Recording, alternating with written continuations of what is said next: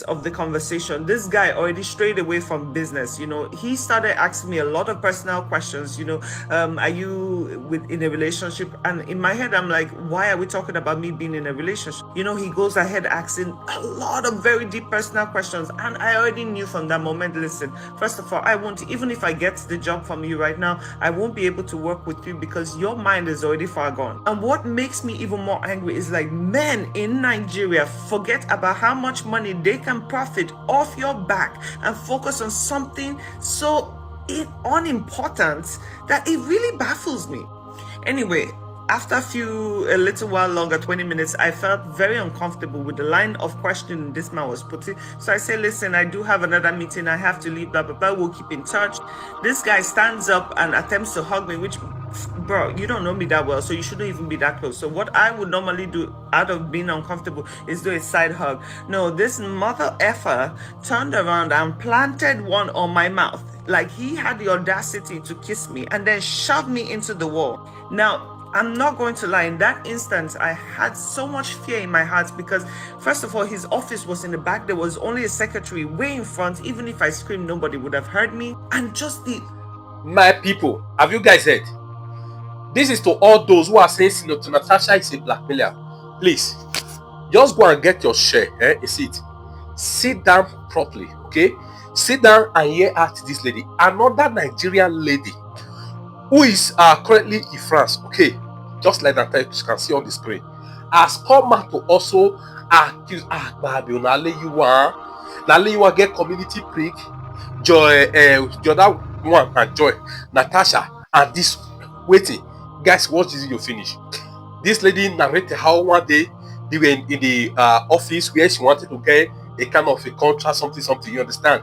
He forced, himself on her. Before you know, that he land that kiss against her wish. Do you understand what I'm trying to say? Guys, just watch this video to the end. This lady said a lot of things. She said a lot of things. So, but this video is to all those who are saying Natasha is a blackmailer. See, if you are a man or you are a guy, you are saying Natasha is a blackmailer. You know what I've just told you. You are just succeeding telling me that you are in the same game with Mr. Community Brick. That's just the truth. Guys, please, before you watch this, can you like it and please share until it gets to them. 10,000 scenarios. Number one, we all know that in Nigeria, to get government-appointed jobs, contracts, you need to know people. I don't care what qualifications you have. I don't care how good you are at your job. You need to know the right kind of people. Now, I used to have a company before which did supply jobs. I and my friend, we owned this brand, and we were really trying very hard to make a name for ourselves. Now, did we have the connection? Hell yeah, we did. We had a great connection, like the people we knew, who. But you see, now with that connection still, you still have to go forward and meet the people, So we were recommended to this particular institution. I don't want to mention what it was, but you would think that people in that establishment are more decent than we know.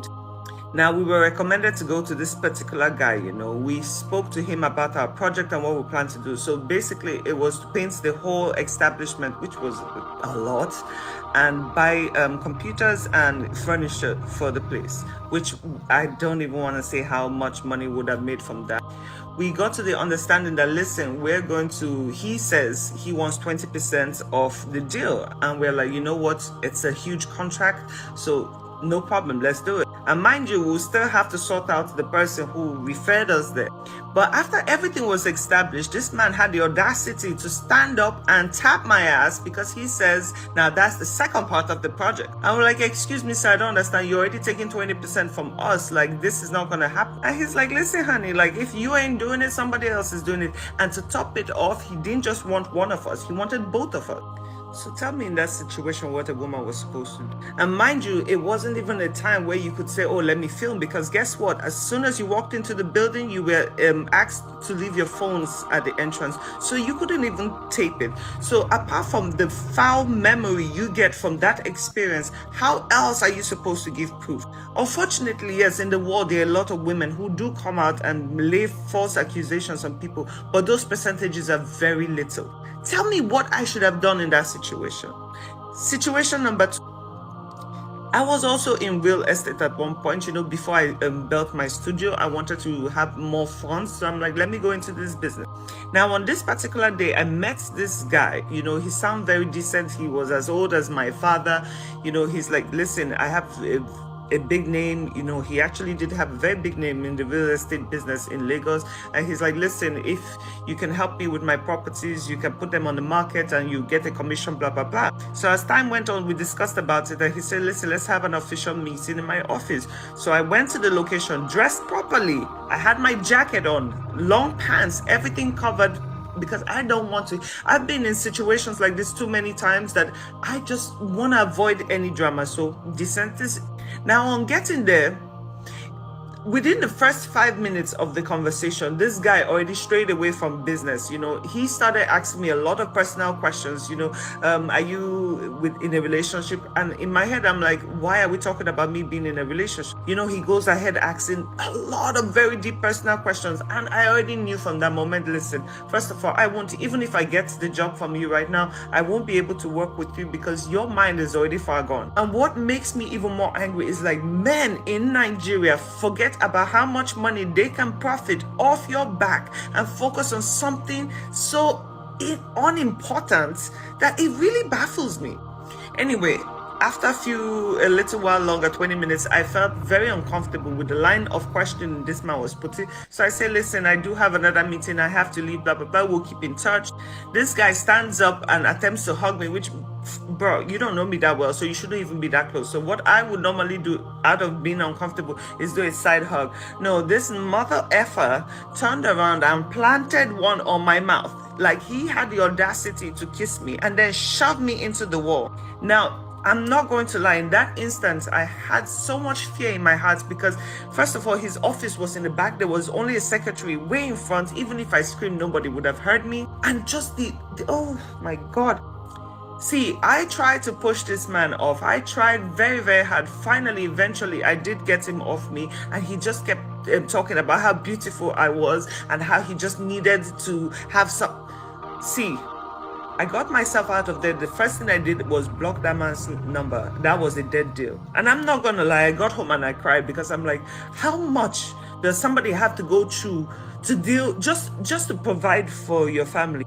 Now, I kept receiving calls, no joke, for about 3 months. It was minimum of 7 calls a day to 28 calls a day. This man will call off different numbers. Remember, I blocked him. So he will call me off different numbers saying how he really wants me, how he did it. Forget all the real estate. There was nothing about work. I threatened this man. I screamed at him. I blocked more numbers. More numbers kept calling me. The only time this guy backed off was when I threatened, because I started taping the conversations. I'm like, listen, I need to have proof, because if I ever have to report this guy, I need to have something. The only time this man backed off was when I threatened to expose him on social media, because he had the family, he had children, he had everything. That was the only time he decided to back off. But why do I have to go through that? Senator Natasha is a very beautiful woman. I mean, the more I listen to her, how she's gorgeous. I understand why some men will have the audacity to even approach her in such a manner. They don't care if you're married. If, like I said in my previous video, they don't care if you're married, if you're pregnant. They do not care. They want what they want when they want it, and you're supposed to deliver.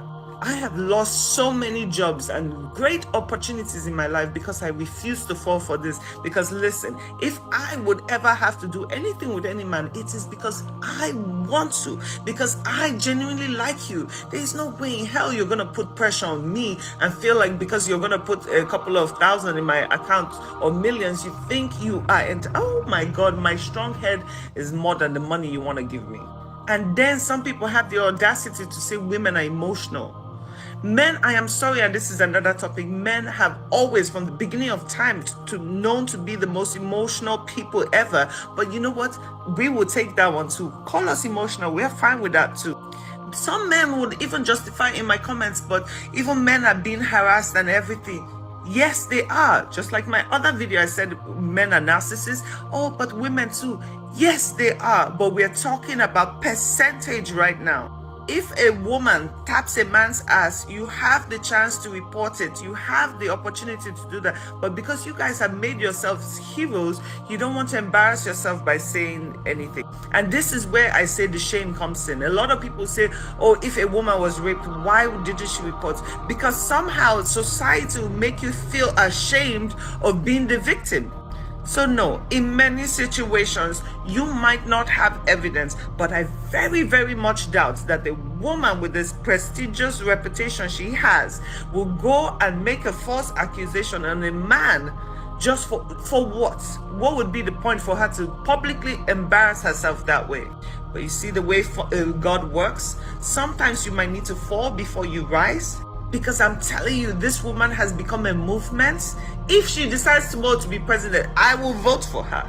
Because sometimes you have to fall to rise, and this is a perfect example of that. God will never let a good woman fall or a good man fall. This woman she has done things for her community. People genuinely just love her because of the actions she has taken. How many people now can tell me in our between our politicians that can come out with their full chest and walk through a crowd of people?